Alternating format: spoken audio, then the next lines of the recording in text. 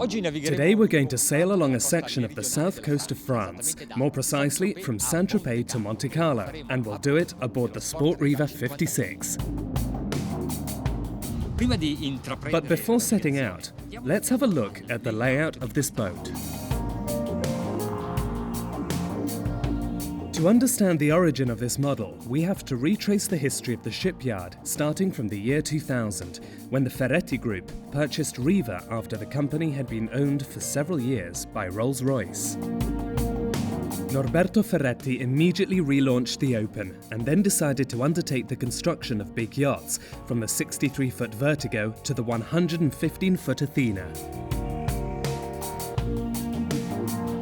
An intermediate model was lacking. There were those who would have liked a bigger Open than the rival, and those who would have preferred a less imposing fly than the Venere 75.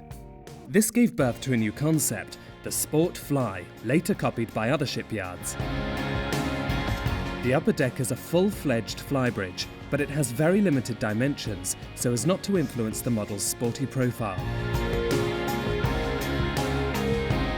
The design is full of fascination and, like a trademark, presents an enormous front window surface, typical of almost all big Riva yachts. To lighten up the aesthetics, the junction between the two decks also presents a very original solution. The connecting stairway is minimal.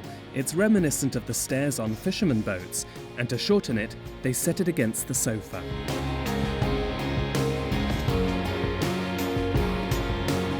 The secret behind such a spacious saloon and a roomy cockpit as well is the position of the galley, located on the lower deck. One might imagine that it's fairly cramped because of where it's placed, but that's not the case, because it receives plenty of natural light.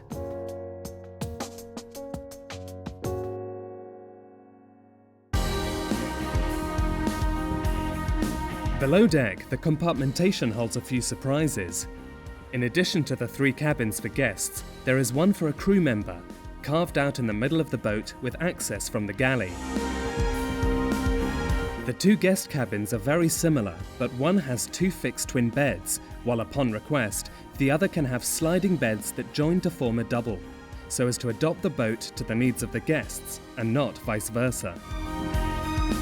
The master cabin is located at the bow and has a traditional layout, but the furnishing is special in typical Riva style. The master bathroom is accessible only from the suite, while for the guests there is another bathroom.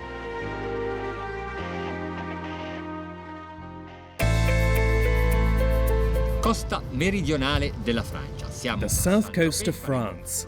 We're at Saint-Tropez. We'll be heading northeast to Monte Carlo. We're set to leave the port of Saint-Tropez. The boat is 17.5 meters long, 4.6 meters wide, and weighs 28.6 tons. Not terribly light, but remember, it's got a flybridge.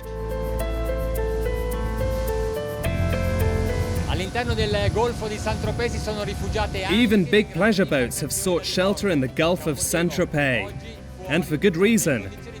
Today, the sea and wind conditions aren't ideal for sailing, and on our route towards Monte Carlo, we're going to be taking the waves and the wind on the bow.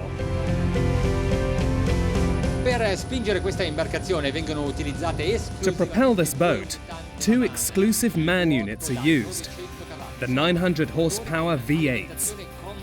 They're engines with very highly reliable common rail fuel supply systems and quite limited consumption. Unfortunately, today we can't push the boat to the maximum because of the sea conditions, but the shipyard declares it has a top speed of 34 knots. We're traveling at 17 knots now. The engines are at 1800 revs per minute, and the fuel consumption is a total of 185 litres per hour. This is a figure that we have to consider much worse than what you would usually get in more favourable conditions. In this case, with waves of at least a metre high, I've adjusted the flaps to about 70% of their run. I could lower them more, but it would be useless because I have an excellent view even in front of the bow. The horizon is seen perfectly, and in the water where I'm going to be sailing, I'm able to monitor even the closest waves, and to use the accelerator in consequence. Let's try to be a little more daring. To give these engines a little more fuel, we press the gas lever and bring our speed to 2,000 revs per minute.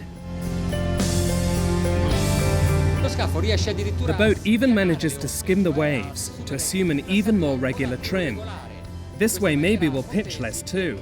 We're at 2,000 revs per minute and the speed is 25 knots. The lowest speed isn't always the best. Naturally, your strategy has to be to find the ideal speed so as not to make the guests on board suffer, of course, and not to stress the boat. As you saw, our sail turned out to be even easier than expected.